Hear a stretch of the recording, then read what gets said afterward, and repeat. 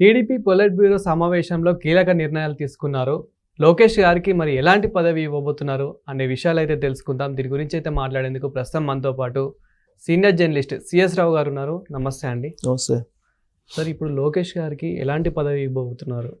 మహానాడు వేదికగా చేసుకుని ఒక పెద్ద అనౌన్స్మెంట్ అయితే చేయబోతున్నారు అనేది తెలుగుదేశం పార్టీ వర్గాల్లో బలంగా వినిపిస్తుంది.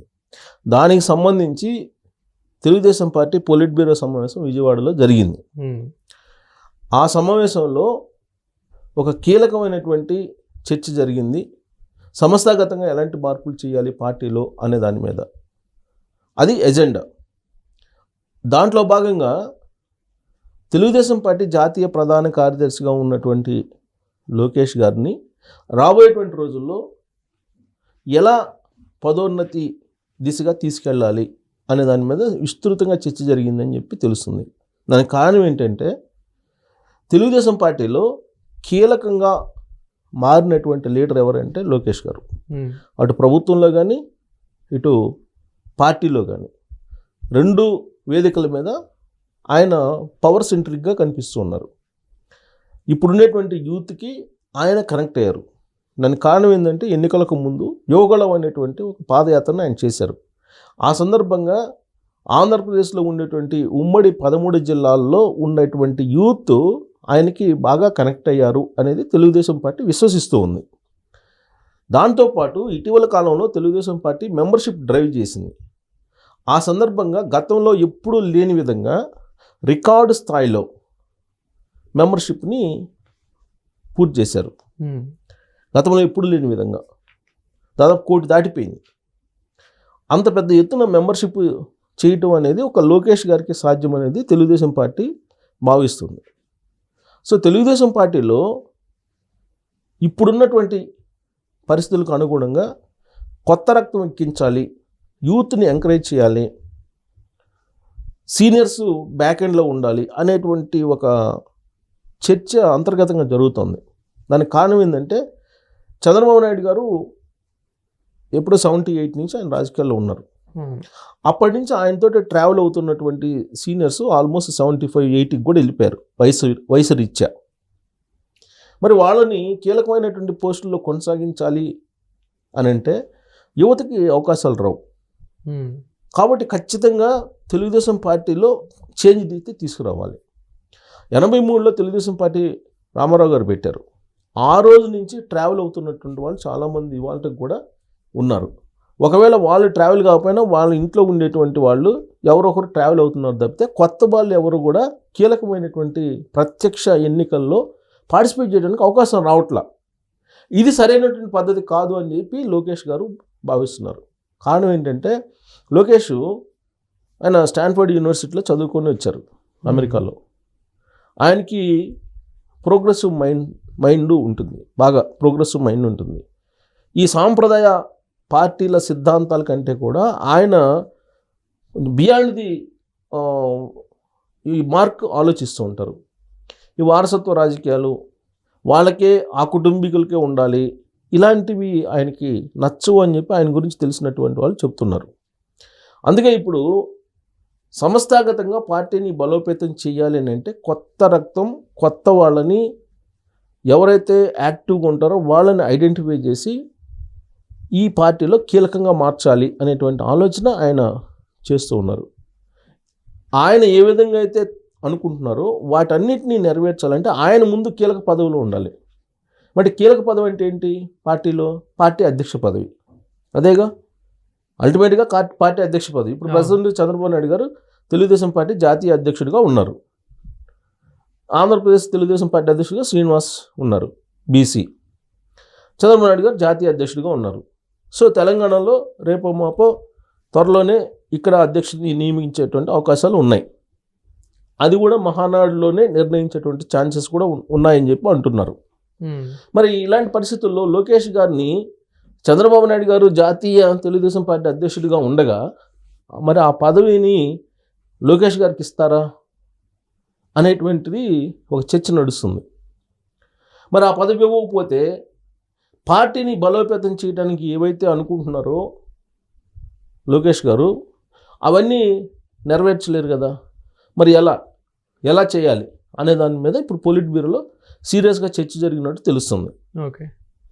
అయితే ఇస్తే తెలుగుదేశం పార్టీ జాతీయ అధ్యక్ష పదవి ఇవ్వాలి చంద్రబాబు నాయుడు గారు తప్పుకొని, లేదనంటే వర్కింగ్ ప్రెసిడెంట్ ఇవ్వాలి. సో జాతీయ ప్రధాన కార్యదర్శిగా ఉన్నటువంటి లోకేష్ గారు ఇంకా ఆ పదవిలో కొనసాగడానికి ఆయనకి ఇష్టం లేదు అనేది ఒకటి. రెండు, సుదీర్ఘకాలం పాటు వరుసగా 3 టర్మ్స్ ఆయనే జాతీయ ప్రధాన కార్యదర్శిగా కొనసాగడం ఆయనకి కూడా ఇష్టం లేదు. ఎవరికైనా వరుసగా 3 టర్ములు అయిపోయిన తర్వాత మారాల్సిందే పదవి అనేది ఒకటి ఉంది పార్టీలో. సో ఆ యాంగిల్లో తీసుకున్నా ఈయనకి పదవి మారాలి. మరి ఏ పదవి ఇవ్వాలి, ఎలాంటి బాధ్యతలు అప్పచెప్పాలి? ప్రభుత్వంలో కీలకంగా ఉన్నారు, పార్టీలో కీలకమైనటువంటి బాధ్యతలు అప్పచెప్పాలి. ప్రభుత్వంలో అంటే చంద్రబాబు నాయుడు గారు ముఖ్యమంత్రిగా ఉన్నారు, ముఖ్యమంత్రిగా ఇప్పుడు లోకేష్ గారిని చేయడానికి అవకాశం లేదు. కారణం ఏంటంటే ఆ మధ్యకాలంలో డిప్యూటీ సీఎం చేయాలి లోకేష్ గారిని అని చెప్పేసి కొంతమంది ప్రస్తావనకు తీసుకొచ్చిన సందర్భంలో జనసేన వైపు నుంచి రకరకాలుగా దాని మీద సోషల్ మీడియాలో కామెంట్స్ వచ్చాయి. ఆ ఇష్యూని సెటిల్ చేసుకోవడానికి చంద్రబాబు నాయుడు గారు కొంత ఇబ్బందికి గురయ్యారు. సరే, ఆయన రాజకీయాల్లో ఆరితేరిపోయినారు, రాజకీయ చాణక్యుడు కాబట్టి ఆ ఇష్యూని సెటిల్ చేశారు. ప్రస్తుతం కూటమి ప్రభుత్వం ఉంది, తెలుగుదేశం పార్టీ ప్రభుత్వం కాదు, అక్కడ ఉంది కూటమి ప్రభుత్వం ఉంది. అంటే ఒకవైపు జనసేనని ఇంకొకవైపు బీజేపీని కూడా సమన్వయం చేసుకుంటూ వెళ్ళాలి చంద్రబాబు నాయుడు గారు. మరి అలాంటి సందర్భంలో deputy CM already Pawan Kalyan గారు ఉన్నారు. మరి డిప్యూటీ సీఎంగా లోకేష్ గారికి ఇస్తే ఈ ఇద్దరు ఈక్వలే కదా అనేటువంటి సందేశం వెళ్ళిపోతుంది. కాబట్టి లోకేష్ గారికి ఎలా ఇస్తారనేటువంటిది అంతర్గతంగా జనసేన పార్టీలో బాగా ప్రస్తావన వచ్చింది. సో ఆ వచ్చినటువంటి అన్రెస్ట్ని గమనించినటువంటి చంద్రబాబు నాయుడు గారు ఇమీడియట్గా ఆ ఇష్యూని సార్ట్అవుట్ చేశారు. సో ఇస్తే ఇప్పుడు ముఖ్యమంత్రి ఇవ్వాలి, ముఖ్యమంత్రి లోకేష్ కావడానికి అవకాశం లేదు. ఎందుకంటే చంద్రబాబు నాయుడు గారు సీనియరు, ఆయనకున్నటువంటి బ్రాండ్, ఆయనకున్నటువంటి గుడ్ విల్, ఆయనకున్నటువంటి ఎక్స్పీరియన్స్ కానీ, ఆయనకున్నటువంటి చాతుర్యం కానీ ఇవన్నీ కూడా ఎవరికీ లేనటువంటి అపారమైనటువంటి అనుభవం ఉంది ఆయనకి. సో కాబట్టి ఆయన్ని యాక్సెప్ట్ చేస్తారు ముఖ్యమంత్రిగా, అటు సమాజం యాక్సెప్ట్ చేస్తుంది, కూటమి పార్టీలు కూడా యాక్సెప్ట్ చేస్తాయి. బట్ లోకేష్ గారిని ఆ పదవుల్లో ఏకాయకిని కూర్చోబెట్టడానికి ఇవి ఒప్పుకోవు, అంగీకరించవు. కాబట్టి అది చేయడానికి లేదు. మరి పార్టీలో అనేటప్పటికీ అది చంద్రబాబు గారి ఇష్టం, ఆ పార్టీ ఇష్టం, సంస్థాగతంగా ఏ నిర్ణయం అయినా తీసుకోవచ్చు. కాబట్టి కీలకమైనటువంటి పదవి ఇవ్వాలి అంటే రెండే పార్టీలో, ఒకటి వర్కింగ్ ప్రెసిడెంట్, రెండు జాతీయ అధ్యక్షుడి పదవి. సో వర్కింగ్ ప్రెసిడెంట్ ఇస్తాము అని అంటే ఆల్రెడీ వర్కింగ్ ప్రెసిడెంట్ అనేది ఫెయిల్యూర్ ఎపిసోడ్ కింద కనిపిస్తుంది తెలంగాణలో బీఆర్ఎస్ పార్టీలో. ఎందుకంటే కేటీఆర్ గారు వర్కింగ్ ప్రెసిడెంట్గా ఉన్నారు, కాబోయే సీఎం అంటే ప్రతి బర్త్డేకి ఆయనది యాడ్స్ వచ్చాయి, కానీ అది నెరవేరలా. సరే, వర్కింగ్ ప్రెసిడెంట్గా ఉన్నట్టు కేటీఆర్ గారు ప్రెసిడెంట్గా అవుతారంటే అది లేదు, పార్టీని కూడా లీడ్ చేయలేకపోయారు. అంటే వర్కింగ్ ప్రెసిడెంట్ అనేది ఫెయిల్యూర్ కాన్సెప్ట్ అనేది బీఆర్ఎస్ పార్టీ వైపు నుంచి చూస్తే మనకు అర్థమవుతుంది. సో కాబట్టి ఆ యాంగిల్ నుంచి కొంతమంది తెలుగుదేశం పార్టీ వాళ్ళు చూస్తూ కాదు వర్కింగ్ ప్రెసిడెంట్ కాదు, ప్రెసిడెంటే లోకేష్ గారు, గౌరవ అధ్యక్షుడిగా చంద్రబాబు నాయుడు గారిని పెడదాం అనేటువంటి ఒక ప్రపోజల్ చర్చలో ఉంచారు పొలిట్ బ్యూరో సమావేశంలో. సో పొలిట్ బ్యూరోలో చర్చ జరుగుతుంది, సీరియస్ చర్చ జరుగుతుంది. ఈ పొలిట్ బ్యూరోలో తీసుకున్నటువంటి నిర్ణయం మేరకు కడపలో జరిగేటువంటి మహానాడు 27, 28, 29 తారీఖుల్లో 3 రోజుల పాటు అక్కడ నిర్వహించబోతున్నారు. ఆ వేదిక మీద నుంచి ఈ పదవిని అనౌన్స్ చేసే అవకాశం ఉంది, ప్రస్తుతం చర్చల దిశలో ఉంది. ఇంకోటి ఏంటంటే మహానాడిని అసలు 2 రోజులు నిర్వహించాలా, 1 రోజు నిర్వహించాలనే ఒక చర్చ కూడా నడిచింది ఈ మధ్యకాలంలో. ఎందుకంటే భారత్ పాకిస్తాన్ మధ్య యుద్ధ క్రమంలో ఉద్రిక్త వాతావరణం ఉన్నటువంటి క్రమంలో దాన్ని కుదించుకోవాలనేటువంటి ఆలోచన కూడా చేశారు. కానీ ఇప్పుడు సెటరేట్ అయిపోయింది. కాబట్టి 3 రోజులు మహానాడు నిర్వహించే అవకాశం ఉంది, అది కూడా కడపలో.